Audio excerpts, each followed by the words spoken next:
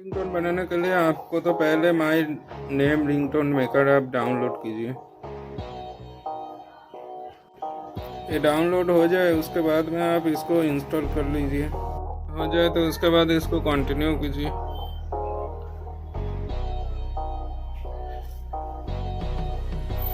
इसको ओपन कीजिए।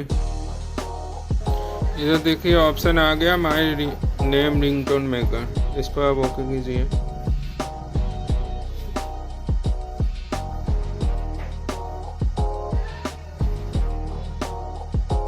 इधर रिंगटोन मेकर में आप ओके कीजिए। ऐड आ रहा है, ऐड को क्लोज कर दीजिए। आपका नाम डालिए।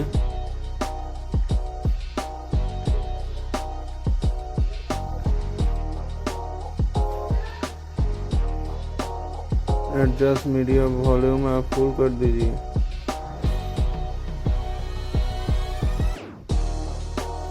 इधर आपको सिलेक्ट कर लीजिए, आपको क्या सिलेक्ट करना है, इसको आप प्ले कीजिए।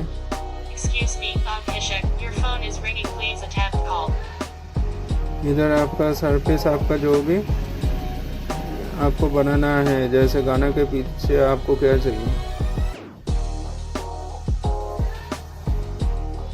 फिर प्ले कीजिए।